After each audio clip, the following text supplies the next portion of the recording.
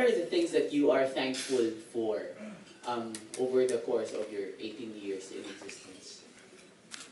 Including na yung pagiging showbiz personality. Everything that I'm thankful for.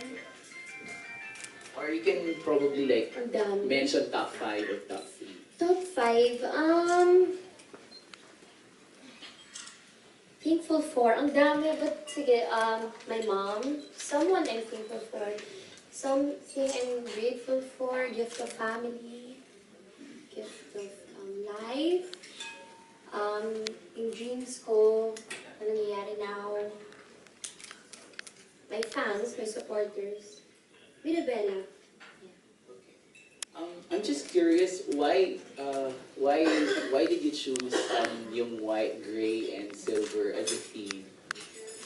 Is that something closest to your heart, yung color? I think it represents me a lot. I didn't want to go very colorful because then I would be true to myself kasi hindi talaga ako colorful type of person.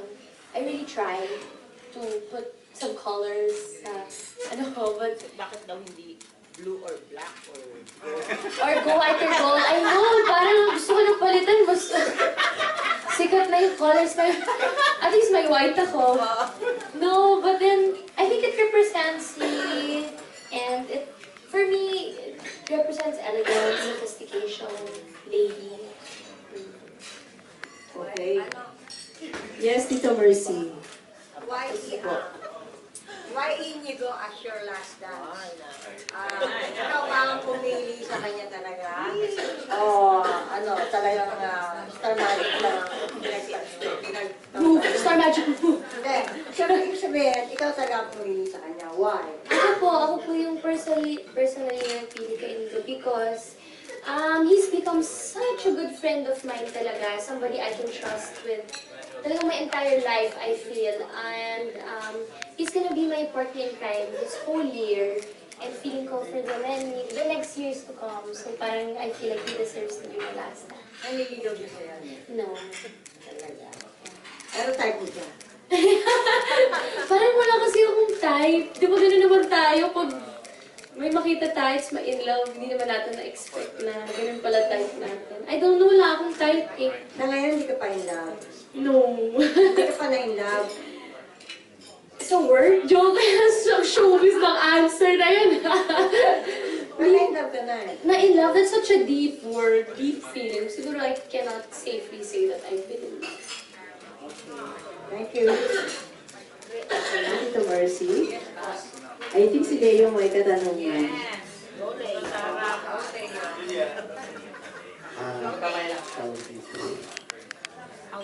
Kasi dun sa past interview ng tatay mo, sabi niya, pwede ka na raw ligawan, pwede ka na magka-boyfriend. Oo nga, na-shock ako doon. Diba? Tapos, siguraduhin lang daw nila na hindi ka nila sasaktan. Reaction. Ang sarap niyang pakinggan. Ang sarap niya talagang pakinggan. Because before, when we were kids talaga, it's a no-no. Bawal boyfriend, bawal ligaw. Palagi siyang, meron akong something. Sasapakin ko yan, akong may video yan. So, nung napanood ko yung interview, I was so shocked na okay na sa kanya, bigla. I was very touched. Kasi siguro nakikita niya yung maturity mo na rin, di ba? Kaya allowed na. Baka nga. Pero wala pa naman, so okay na. Thank you. Okay, next question from Ning.